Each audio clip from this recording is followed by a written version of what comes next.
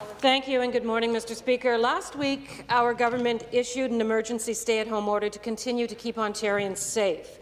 And that means more people will be forced to work from home, learn from a distance, and connect with loved ones virtually. To do this, they need access to the internet. But residents in Flamborough-Glanbrook, my riding, need better broadband. I'd like to share part of an email from a constituent in Linden.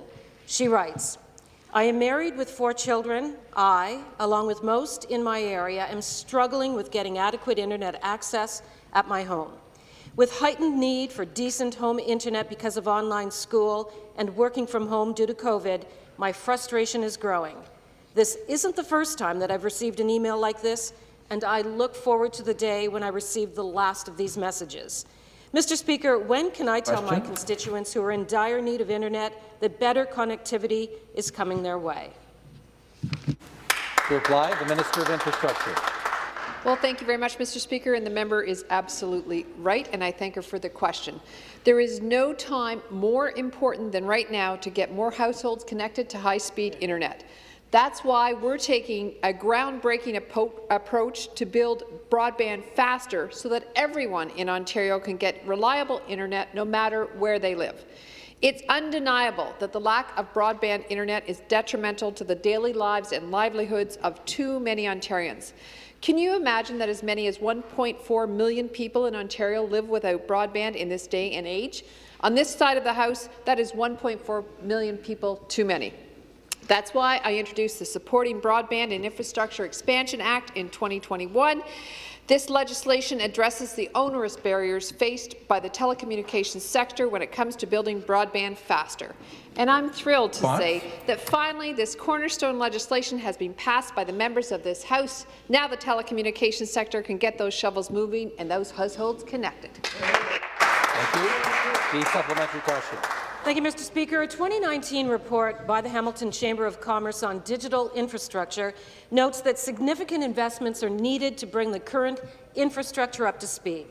The President and CEO Keenan Loomis said, in this digital age, the ongoing improvement to Hamilton's digital infrastructure is essential to the economic prosperity of our city. Businesses in Hamilton rely on high-speed, dependable, low-cost internet connectivity to operate and remain competitive. Although this report was written 2 years ago, the need for more internet connectivity still prevails and has been made much worse by the COVID-19 pandemic. And that's why I was pleased to learn that Ontario's 2021 budget commits an historic new investment of $2.8 billion in broadband infrastructure to ensure that every region has broadband services by 2025. Would the minister please share with this House what we can expect from this investment? Again, the Minister of Infrastructure. Thank you very much to the member again for her question. Mr. Speaker, our government's primary focus is to protect every life and every job we possibly can from COVID-19. Without healthy people, we can't have a healthy economy. And that's why we introduced Ontario's Action Plan, protecting people's health and our economy. This is the next phase of Ontario's response to COVID-19. Part of the investments in the budget go directly to getting more Ontarians connected to the digital economy, ensuring that no one gets left behind.